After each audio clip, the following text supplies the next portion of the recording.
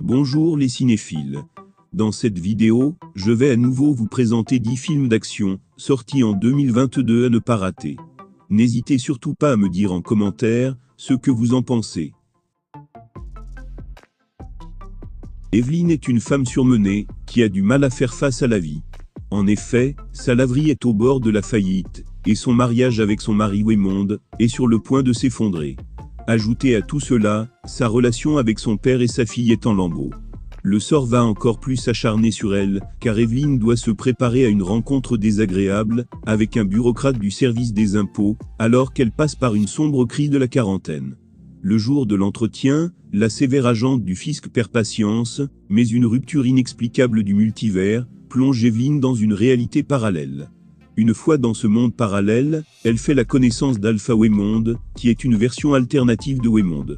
Ainsi, il lui explique que de nombreux univers parallèles existent, car chaque choix fait engendre la création d'un nouvel univers. De plus, les habitants de son univers ont ainsi développé une technologie permettant d'accéder aux compétences, aux souvenirs et aux corps de leurs homologues des univers parallèles.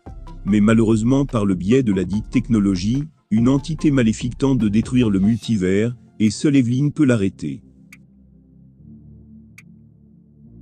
Ladybug est un assassin malchanceux, qui est particulièrement déterminé à accomplir sa nouvelle mission paisiblement, après que trop d'entre elles aient déraillé. Mais malheureusement, pour lui le destin en a décidé autrement, et l'a embarqué dans le train le plus rapide au monde aux côtés d'adversaires redoutables, qui ont tous un point en commun, mais dont les intérêts divergent radicalement.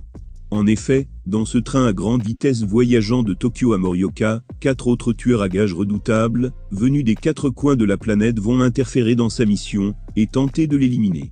Il doit alors essayer par tous les moyens de descendre du train, mais il ne sait pas que la fin de la ligne n'est que le début d'une balade à sensations fortes à travers le Japon d'aujourd'hui. Après avoir échoué dans leur dernière mission, un groupe de jeunes détectives des stupéfiants dirigés par le capitaine Ko se voit offrir une dernière chance de sauver sa carrière. Ainsi, ils doivent effectuer une surveillance secrète d'un gang international de trafiquants de drogue. Pour ce faire, l'équipe s'implante dans un restaurant de poulet, mais alors que les choses semblent fonctionner, Ko est informé que le restaurant fermera bientôt ses portes.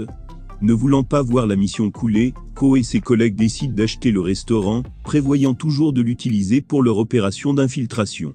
Cependant, une recette de cuisine d'un des inspecteurs transforme soudainement le restaurant délabré en restaurant le plus couru de la ville. Maintenant, le succès du restaurant met dangereusement en péril les suites de l'opération.